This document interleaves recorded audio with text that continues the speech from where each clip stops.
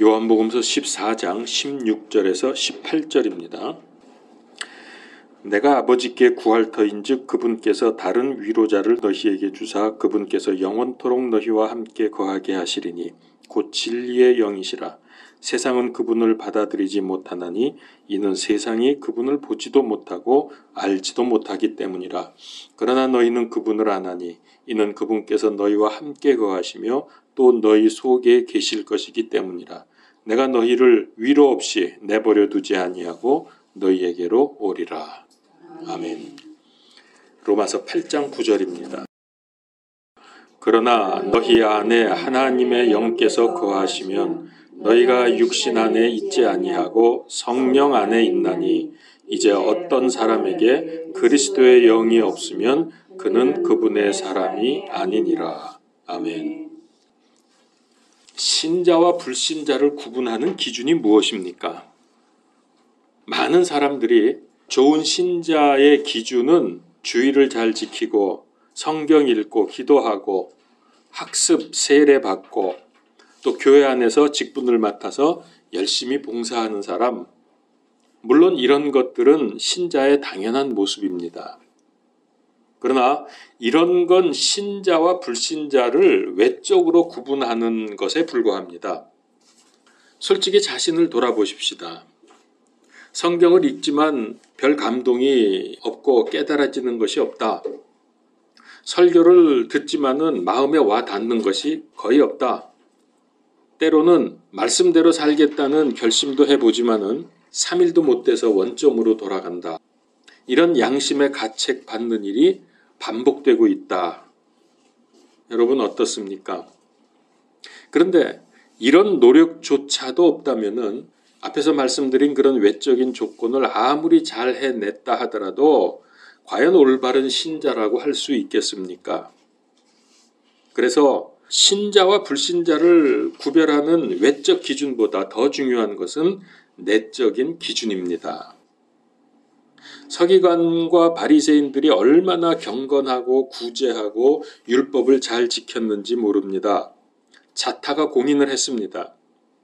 그러나 그들의 속을 꿰뚫어 보시는 예수님은 그들을 가리켜서 독사의 자식들, 회칠한 무덤, 위선자라고 쏘아붙이면서 화 있을지어다 저주를 퍼부으셨습니다.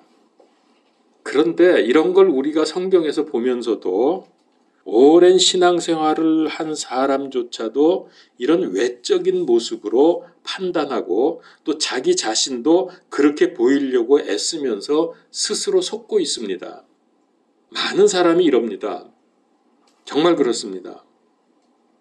그러나 경건하게 보이는 삶이 아니라 경건한 삶을 살아야 되고 말씀과 기도의 모습이 아니라 실제로 말씀과 기도로 하나님을 만나고 하나님과 통해야 합니다. 저는 많은 경우에 진짜 믿음의 사람들은 교인들이나 세상 사람들에게 거의 드러나지 않는다고 생각이 됩니다. 칭찬받는 사람들 많이 있지만은 저 사람은 믿음의 사람이야, 참 잘해. 그러나 진짜 믿음의 사람은 잘 드러나지 않는다고 생각을 합니다. 오히려 비난받기 일수인 경우가 많은 게 아닌가. 왜냐하면 외적인 것으로 판단하기 때문에 그렇습니다. 그러나 하나님은 중심을 보시는 분이시니까 우리의 신앙 중심이 바르게 서 있다고 하면 세상의 눈, 세상의 평가는 문제가 되질 않습니다. 근데 제가 이렇게 못하니까 정말 이런 사람 만나고 싶습니다. 그러면 신자와 불신자를 구별하는 내적 기준이 무엇입니까? 진짜 기준이 무엇입니까? 그리스도의 영이 없는 것. 좋습니다. 오늘 말씀이 바로 그걸 가르쳐 주시죠. 예수 그리스도의 영, 다시 말하면 성령님이 기준입니다. 불신자는 하나님의 영, 성령님이 없기 때문에 세상의 영에 이끌리는 삶을 사는 사람들입니다. 그러나 신자는 예수 그리스도의 영을 가진 사람이므로 성령님의 인도를 받는 사람입니다. 우리 로마서 8장 9절 말씀을 봤죠. 제가 다시 읽습니다.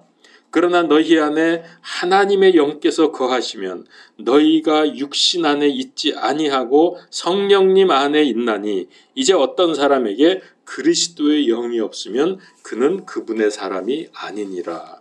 그러니까 어떤 사람에게 그리스도의 영, 성령님이 없으면 그는 그분의 사람, 하나님의 사람이 아니에요. 그러니까 이게 진짜 기준이죠. 그렇습니다. 그리스도인은 그리스도의 영을 소유한 사람입니다. 그런데 그리스도의 영을 소유하지 못하고 형식적으로 신자 흉내 내면서 교회 생활하는 사람들이 적지 않다는 것입니다. 그래서 신자와 불신자를 구분해 주시는 성령님이 도대체 누구시냐? 성령님께서 오늘 나와 무슨 관계가 있는지 우리가 이 부분을 생각해 보려고 하는 겁니다. 예수님께서 33년 반 동안의 지상생활을 마치실 때에 십자가의 죽음 후에 사흘 만에 부활하셨습니다. 그리고 부활하신 후 40일 동안 이 땅에서 하나님의 사역을 행하시고 하늘로 올라가신 후에 열흘 만에 성령님께서 강림하셨는데 그날이 오순절이었습니다. 너무나 잘 아시죠? 자, 역사적으로 볼 때 오순절에 성령님께서 강림하셔서 교회가 세워졌고요. 복음이 사도들을 통해서 확장되어 나갔습니다. 초대교회 당시에 오순절의 능력으로 역사하셨던 성령님께서는 지금도 우리에게도 동일하게 역사하시는 인격적인 영이십니다. 제가 한 가지 묻겠습니다. 여러분은 지금 예수 그리스도의 영을 소유하고 계십니까? 아멘. 여러분, 이게 심각하게 들으십시오. 예수님의 영, 성령님의 영을 소유하지 못한 사람들은 반드시 교회 다니는 게 문제가 아니라 성령님으로 거듭나야 합니다. 성령님으로 거듭나야 비로소 그리스도인이 되는 것입니다. 거듭나지 못하고 교회 생활을 하면 기쁨이 없어요. 재미도 없어요. 성령님으로 거듭나지 못하고 신앙생활하기 때문에 교회는 다니지만은 감사도 없고 감격도 없고 불평이 많습니다. 사랑보다는 남을 정죄합니다. 누가 어떻고 일이 왜 이렇게 됐냐? 그러나 정작 자신은 뒷짐지고 서서 시간 내서 애쓰고 수고하는 사람들을 비난합니다. 거듭나지 못하고 신앙생활하기 때문에 세상 냄새를 풀풀 풍기면서 교회를 사교 집단으로 만들려고 합니다. 근데 여기에 또 한 가지 아실 것은 성령님으로 거듭났음에도 불구하고 기쁨이 없고 신앙생활에 재미가 없는 것은 왜 그렇습니까? 그것은 성령님께서 내 안에 계신 것을 확신하지 않고 있거나 내 안에 계신 성령님께 순종하지 않고 성령님의 뜻을 거스르기 때문에 그런 결과가 오는 것입니다. 그래서 그 결과 성령님의 충만한 능력을 덧입지 못하기 때문에 교회 생활이 참 메마릅니다. 우리는 믿는 자로서 성령 충만한 그리스도인이 되기를 간절히 바랍니다. 성령님의 뜻에 순응하고 기쁨이 넘치는 생활을 하려면은 성령님의 뜻이 구체적으로 나타나는 성경의 진리를 배우고 깨달아야 합니다. 이게 기본입니다. 대개 기도한다는 사람, 열심히고 막 성령 충만하다고 길길이 뛰는 사람들, 성경의 기초가 없기 때문에 그럴듯하면서도 이상해요. 표변하고 막 이랬다 저랬다 금방 충만한 사람 같다가 또 금방 이상한 짓 하고, 그리고 이렇게 보면은 좀 뭔가 이상해. 막 자기는 충만하다 그러는데 그 왜 그러냐 하면요, 하나님의 말씀의 기초가 되지 않았기 때문에 그런 거예요. 이게 굉장히 중요합니다. 이거 안 되면 신앙생활이 안 되는 거예요. 그러면 성령님이 누구신가? 오늘 말씀을 다시 보겠습니다. 요한복음 14장 16절에 보면은 첫 번째, 예수님께서 제자들에게 성령님을 뭐라고 말씀하셨냐면은 위로자라고 소개를 하십니다. 위로자 성령님. 이 위로자라는 단어는 성경에서 지금 여기가 처음 나오는 겁니다. 요한복음에만 위로자라는 말씀이 나오는데 4번 나옵니다. 이게 헬라어로는 파라클레토스라는 단어인데요. 개역성경에서는 이것을 보혜사라고 번역을 해놓았습니다. 왜 그런 번역이 나왔나 하면은 중국어 성경을 참고했기 때문인데, 그러니까 이게 기능적인 번역이죠. 보혜사, 알죠? 우리를 보호해 주시고 은혜 베푸시고 가르치시는 분이다. 그래서 기능적으로 번역을 한 것이 보혜사입니다. 그러니까 낙심할 때 위로하시고 새 힘을 공급해 주십니다. 그래서 킹제임스 성경에서는 컴포터, 우리말로는 위로자라고 번역을 했습니다. 이게 좋은 번역입니다. 위로자. 근데 여러분, 성령님께서, 즉 하나님이신데 그분께서 우리를 위로하실 때 여러분, 인간의 위로하고는 비교가 안 됩니다. 사람들은 위로해야 된다 할 때 어떻게 합니까? 힘을 내. 잘 될 거야. 그래서 등을 두들겨주고, 물론 그렇게 해서 힘을 낼 수 있어요.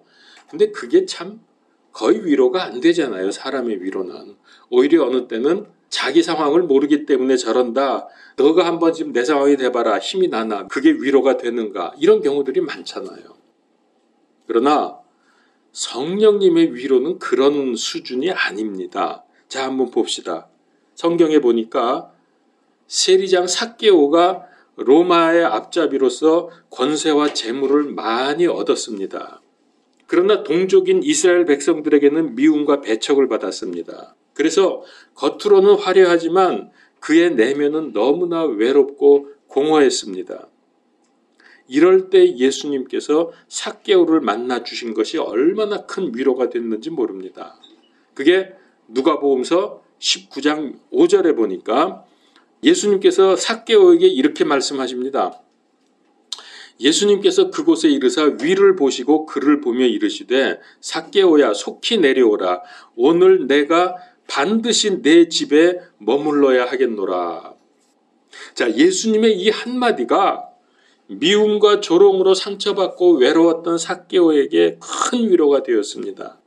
순식간에 이 말씀 하나로 치유가 된 삭개오의 반응을 보십시오. 8절에 보면은 삭개오가 서서 주께 이르되 주여 보소서 내가 내 재산의 절반을 가난한 사람들에게 나누어 주겠사오며 만일 내가 거짓 고소하여 어떤 사람에게서 무엇이든지 빼앗았으면 그에게 몇 배로 갚겠나이다? 4배로 갚겠나이다. 아니 그 예수님 한마디에 이렇게 사람이 바뀐 거예요. 자, 이렇게 되니까요. 엄청난 변화가 일어났습니다. 가장 비참했던 상황에서 그가 놀랍게도 최고의 선물을 받았어요. 구원을 받았습니다. 9절에 보면은 예수님께서 그에게 이르시되 그도 아브라함의 자손인즉 이날 구원이 이 집에 이르렀도다. 사람의 아들은 잃어버린 것을 찾아 구원하러 왔느니라. 자, 예수님이 위로하시니까요. 사람이 이렇게 바뀌고 구원 역사가 일어나는 거예요. 구원의 역사. 이게 하나님의 위로의 능력입니다. 그냥 사람이 말로 하는 정도가 아니에요. 여러분, 굉장히 놀랍죠? 자, 예수님께서 그를 위로하고 받아들이시자 삭개오에게 즉시 변화가 일어났는데 구원이 임했고 악한 짓을 한 것을 회개하면서 갚겠다고 했습니다. 놀랍지 않습니까? 이 큰 역사가 저와 여러분들에게 일어나서 우리의 믿음과 생각과 삶의 새로운 변화가 일어나기를 축원합니다. 그래서 성령님은 위로자다. 위로자 성령님이십니다. 두 번째, 파라클레토스.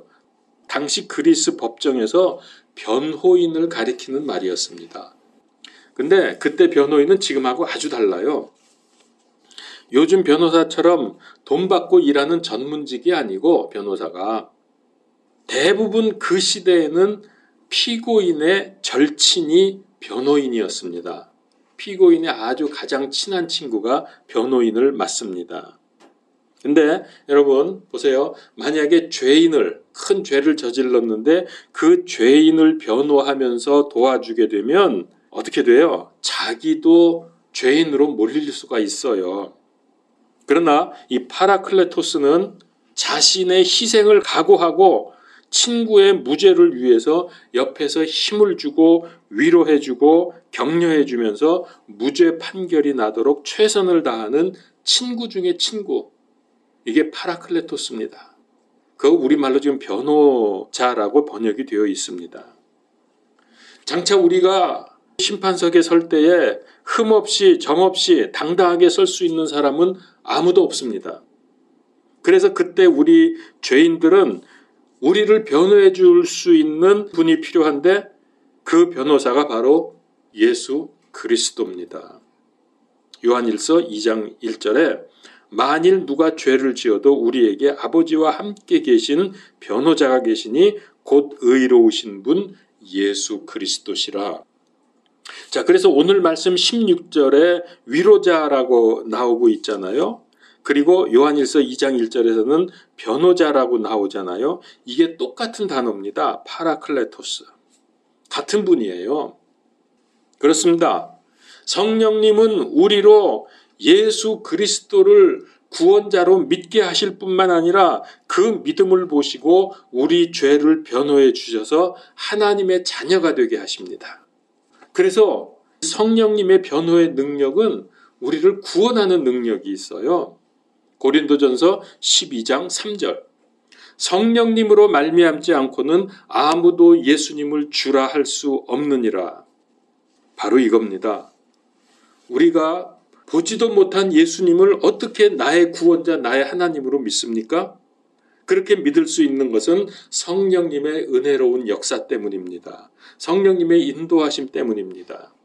물론 복음 받고도 끝까지 거부하면은 그건 뭐 방법이 없지만은 우리가 조금만이라도 마음 문을 열고 믿고 싶은 마음이 있다고 하면 성령님께서 그 마음을 보시고 우리에게 역사하신단 말이에요. 그래서 구원의 길로 인도하시죠. 얼마나 감사합니까? 그래서 이 파라클레토스는 위로하고 돕고 죄인들을 변호해 주셔서 천국 백성이 되게 하시는 변호사입니다. 성경에서 예수님께서 죄인을 변호하시는 모습을 볼 수 있죠. 요한복음서 8장에 나오는데요. 간음하다가 잡힌 여인에게서 볼 수 있습니다. 율법대로 한다면 그 여자는 현장에서 돌에 맞아 죽어야 했습니다. 이런 위급한 상황에서 이 여인을 변호해 준 변호자가 누구라고요? 예수님이죠. 너희 가운데 죄 없는 자가 먼저 그녀에게 돌을 던지라. 자, 그러자 거기 모였던 서슬퍼랬던 사람들이 하나 둘씩 사라지면서 나중에 오직 예수님과 그 여인만 남았습니다. 예수님의 이 한마디의 변호가 없었다면 그 여자는 그 자리에서 돌 맞아 죽었을 것입니다. 하나님의 큰 사랑을 보여주는 사건이죠.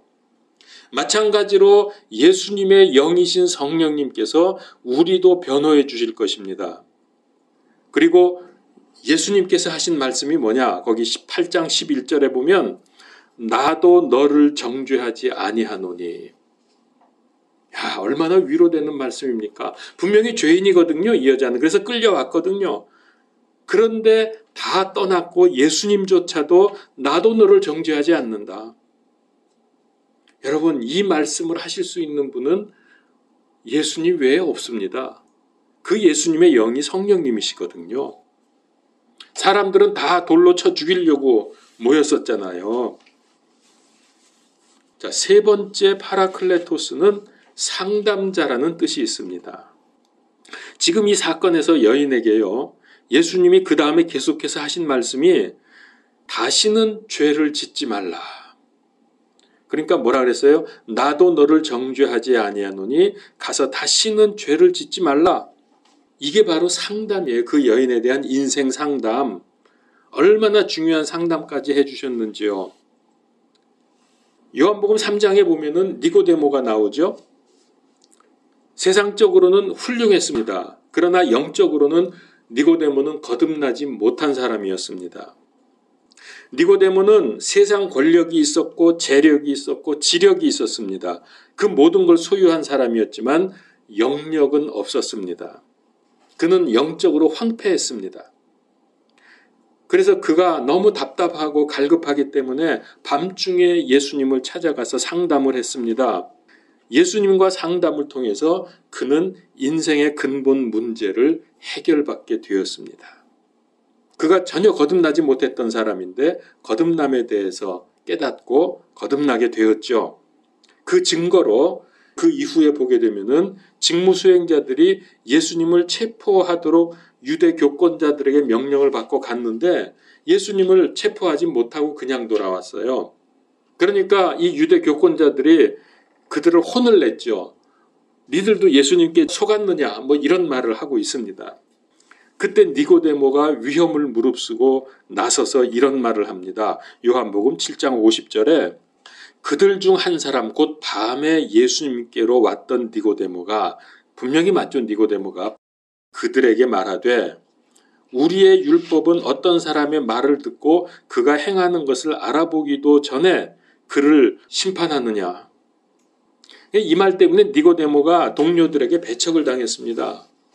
그리고 또 예수님 돌아가셨을 때 요한복음서 19장 39절에 또 처음에 예수님께 밤에 왔던 니고데모도 몰약과 알로에 섞은 것을 100근쯤 가지고 오니라. 그러니까 요한복음 3장에서 예수님께 상담받은 니고데모가 이렇게 변화가 된 거예요. 완전히 그리스도의 사람이 되었죠. 그렇다면 우리도 니고데모 변화됐는데 그 세상 사람이 그 영적인데 메말랐던 사람이 이렇게 예수님 한번 만나고 상담하고 나서 변화가 되었다고 하면 이제 지금은 우리에게는 성령님이시죠. 그때는 예수 그리스도였지만은 예수 그리스도의 영이신 성령님께서 우리에게 임하시면 위급할 때, 괴로울 때, 힘들 때 우리를 위해서 변호하시고 위로하시고 상담을 받을 수 있다는 거예요. 상담을 해줄 수 있다는 거죠. 성령님은 곧 하나님이시기 때문에 그분의 위로와 변호와 상담은 어마무시한 능력과 권위가 있습니다. 사람이 하는 것과 달라요. 전혀 달라요. 뿐 아니라 우리도 예수님을 본받아서 남을 정죄하지 말고 덮어주고 변호하고 상담해주는 그리스도인이 되어야 합니다. 이럴 때에 나와 주변에 진정한 기쁨과 감사가 있는 거죠. 제가 앞에서 말씀드린 대로 진리의 영이신 성령님께서는 위로자이시면서 변호자이시면서 상담자이십니다. 성령님은 일시적으로 한시적으로 우리를 돕고 위로하고 상담하시는 분이 아닙니다. 오늘 16절 말씀해 보니까 그분께서 영원토록 너희와 함께 거하게 하시리니 그분은 영원히 우리와 함께 계시는 분이에요. 한번 그렇게 도와주고 떠나시는 분이 아니라고요. 세상에 문제와 고민 없는 사람 없습니다. 부자도 가난한 자도 박사도 건강해도 예외가 없습니다. 그래서 세상에 문제 없는 곳은 딱 한 군데만 있다 그러죠. 어디나 문제가 있는데 딱 한 군데만 없어요. 공동묘지. 사람이 죽어야 문제로부터 벗어나게 되는 겁니다. 그만큼 문제 속에서 산다는 거죠. 사랑하는 여러분들, 인생의 고민과 고통과 슬픔 때문에 괴롭습니까? 그렇다면 사람이 아니라 우리의 진정한 위로자 되시는 진리의 성령님께 위로를 받으셔야 합니다. 사람으로부터 받으려고 하지도 말고 받아도 의미도 별로 없어요. 죄와 허물로 죽음의 고통 속에서 길을 찾지 못하고 있습니까? 우리의 변호자이신 성령님의 변호를 받으십시오. 어려운 일 때문에 해결하지 못하는 문제가 있습니까? 상담자 되시는 성령님과 상담해서 문제를 해결받는 체험을 하시기 바랍니다. 아멘. 위로와 변호와 상담, 이게 필요하지 않을 만큼 완전한 사람은 세상에 1도 없습니다.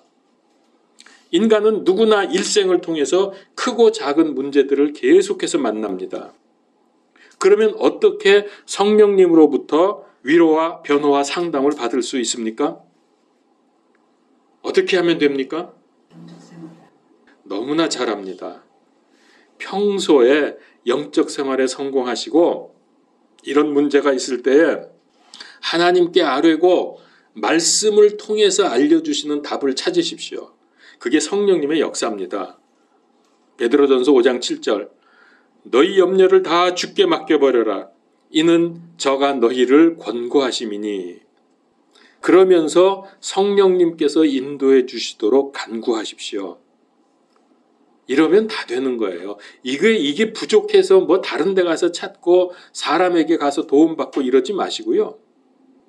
다시 말합니다. 평소에 영적 생활에 성공하시면서 문제가 있다, 어려운 문제가 생겼다, 내가 성령님으로부터 도움을 받아야 된다. 그럴 때는 기도로 아뢰고 말씀을 통해서 알려주시는 답을 찾아내십시오. 그러면서 순간순간마다 성령님의 인도를 간구하십시오. 아멘. 이거면 답니다. 이거보다 더 좋은 해결책이 없어요. 자꾸 뭐 음성 들으려고 그러고 뭐 환상 보려고 그러고 그러지 마시고 예수님께서 승천하시면서 사모하고 간구하는 자들에게 성령님을 보내주시겠다고 약속하셨습니다. 그리고 지금 와 계십니다. 구하는 자에게 성령님을 선물로 주시지 않겠느냐 분명히 말씀하셨거든요. 그러면 구하면 되잖아요. 성령님이 내게 오시면 그분은 하나님이시니까 더 이상 부족한 게 없죠. 성령님 말고 또 더 필요한 거 있습니까? 불안과 공포에 두려움에 떨던 제자들이 바람 같고 불의 혀같이 임재하시는 성령님의 임재의 경험을 한 후에 어떻게 변했습니까? 숨어있던 그들이 밖으로 뛰어나와가지고 사람들에게 담대하게 복음을 증거하면서 보여준 용기와 능력을 여러분 아시죠? 거기 모였던 사람들이 다 복음 앞에서 거꾸로졌잖아요. 하루에 3,000명이 회개하고 돌아오잖아요. 성령님께서 함께 하시니까. 그 겁쟁이들이 도대체 성령님의 역사 외에 무엇으로 이런 변화가 가능하다는 겁니까? 그러므로 우리가 성령님을 모시고 받고 충만해야 합니다. 그게 영적 생활이라고요. 성경 말씀 안에 모든 인생의 해답과 정답이 다 들어 있습니다. 우리의 완벽한 위로자이시고 변호자, 상담자 성령님을 우리가 잘 깨닫고 모셔드리고 그래서 인생의 문제들, 고민들을 잘 해결해 나아갈 수 있기를 축원합니다. 지금 우리는 성경에서 예언하신 마지막 때의 상황들, 정치, 경제, 사회, 문화, 종교 등 모든 방면에서 지금 엄청난 일들이 벌어지고 있는 것을 보면서 사는 사람들입니다. 세상적으로 보면은 우리나라는 확실히 덜해요. 남쪽은 조금 이번에 태풍 피해가 있었다고 하는데 제주도랑 중국과 북한과 일본 난립니다. 지금 폭우와 태풍으로 큰 피해를 입고 있습니다. 중동에는 사막에 폭우가 쏟아져서 홍수가 나서 난립니다. 큰 피해를 입었어요. 이런 일이 가능합니까? 글쎄 성경에 보면 사막에 꽃이 피리라 그러긴 했지만은 여러분 지금 세계적으로요. 지금까지 없었고 이해할 수 없는 천재지변이 속출하고 있습니다. 또 우크라이나 사태 아시죠? 또 최근에 아프가니스탄 사태 아시죠? 얼마나 엄청난 일들이 벌어지고 있습니까? 지금 우리가 모르는 일들이 어마어마하게 많습니다. 세계적인 천재와 인재가 끊이지 않고 있습니다. 근데 그게 아니라 그 정도가 아니라 현재 지금 우리 교계 내에서 지금 엄청나게 큰 문제들이 계속 발생하고 있어요. 마태복음 24장 5절 26절에 그 예수님이 예언하신 말씀대로 우리의 믿음을 무너뜨리기 위해서 여기 그리스도가 있다 저기 답이 있다 이러면서 지금 미혹하는 영들이 날뛰고 있습니다. 우리 교회가 최근에 본 것만 해도 뭡니까? 안식교에서 저 박스로 엄청나게 많은 돈을 들여서 아름답게 책을 만들어서 우리 교회에 보내줬으니 얼마나 많은 교회에 그걸 다 보냈겠습니까? 이런 교회에 저 어마어마한 호화양장의 10권이 넘더라고요. 책이 보니까. 그런 책을 보내주질 않았나. 또 신천지에서 계속 신문 보내고 전단 보내지요. 자오간 어마어마한 돈을 들여서 계속해서 시간과 돈과 정열을 들여서 우리의 믿음을 파괴하려고 혈안이 되어 있어요. 그들이 지금 무슨 짓을 하고 있는 겁니까? 믿음 파괴하기 위해서 이런 일들을 하고 있다니까. 돈, 시간, 정열 들여가면서 냉면 먹다 죽은 안상홍이 하나님이라 그러고 그 부인 장길자가 어머니 하나님이라고 말도 안 되는 소리를 믿고 얼마나 많은 사람이 지금 미혹당하고 있습니까?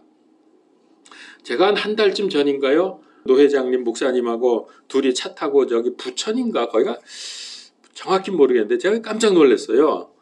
그분이 좀 급하게 서울로 올라갈 일이 있어서 그냥 전철역까지 안 가도 되니까 그냥 아무 데나 내려주셔. 나는 보고서 그냥 찾아서 가면 되니까 또 걷는 거 좋아한다 해서 할 수 없이 그분이 이제 미안하지만 내려주고 갔어요. 그래서 제가 걸어갔는데 한 30분 이상을 역을 향해서 걸어갔어요. 근데 가는 동안 제가 너무너무 놀란 게 교회들이 큰 교회들이 계속 보이는 거예요. 그래서 무슨 교회인가 하고 이렇게 보면은 전부가 다 안상홍 이 교회예요. 하나님의 교회라고 써붙어 있는 거.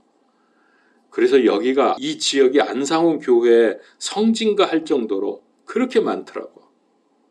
부천이었나 어디서 내렸나 내가 지금 정확히 모르겠는데 기가 막히더라고. 하여튼 얼마나 많은 사람이 미혹당하고 있습니까? 고린도후서 11장 14절 15절 그것은 결코 놀랄 일이 아니니 사탄도 자기를 빛의 천사로 가장하느니라. 그러므로 그의 사역자들을 또한 의의 사역자로 가장한다 하여도 그것은 결코 큰일이 아니니라. 그들의 마지막은 그들의 행위대로 되리라. 여러분 요즘에 통일교육이 들으셨죠? 트럼프가 통일교에 영상 보내가지고 연설했다 그러고 지금 통일교가 세계 평화라는 허울로 종횡무진 세계를 지금 휘젓고 다니고 있습니다. 굉장합니다. 지금 사탄교, 뉴에이지 점점 세게 지금 기승을 부리고 있습니다. 급속도로 이런 것들이 좀 번지고 있어요. 근데 이런 거 뒤에서 조정하는 게 뭔지 아세요? 뒤에서 조정하고 있는 게 종교적으로는 그게 천주교입니다. 여러분. 이게 지금 드러나지 않아서 그러죠. 어둠 속에서 이런 일을 뒤에서 조종하고 있습니다. 천주교가. 그리고 이거 앞장서서 막 드러내놓고 지금 난리치는 종교가 하나 있어요. 그게 이슬람교입니다. 이게 전부 다 한통속이에요. 전부 모든 이런 악한 것들이 한통속이야. 근데 뒤에 숨어서 조종하는 게 천주교고 드러나서 지랄하는 게 이게 지금 이슬람교라고요. 악의 화신으로 전면에 등장해서 세상 사람들을 공포에 몰아넣고 있습니다. 이런 시대에 성령님의 지혜와 역사와 인도를 받지 않으면 그런 사람이 어떻게 참 그리스도인으로 설 수 있겠습니까? 교회 다니는 게 중요한 게 아니에요. 영적인 눈이 열리지 않고 그러고 다니면은 판단도 안 되고 구분도 안 되고 이게 마지막 때인지도 모르고 오히려 마지막 때임을 경고하는 사람들을 무시하고 조롱합니다. 특별히 지금은 미혹하는 영들의 지배를 받지 않기 위해서는 성경 말씀을 바로 알아야 합니다. 그게 성령님 받는 비결이에요. 성경 말씀이. 왜냐하면 성경 말씀이 하나님 말씀이고 하나님 말씀이 예수님이고 예수님의 영이 성령님이시거든. 이게 다 하나입니다. 여러분 성경을 모르고서 성경을 대충 그냥 하고 기도 열심히 하고 교회 잘 다니고 봉사 잘하면 되지 그렇지 않습니다. 지금 미혹의 영들이 그런 사람들 공격하고 있어요. 말씀과 기도로 성령님의 인도받지 못하면 목사든 장로든 교회를 100년 다녔던 의미가 없습니다.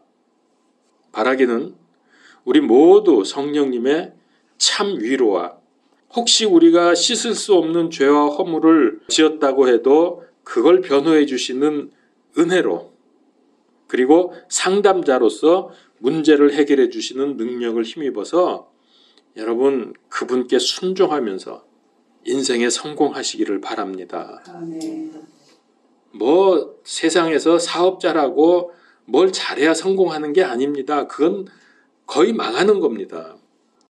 그래서 진짜 성공하는 인생은 하나님께서 내게 주신 이 시대적 사명을 감당하는 사람.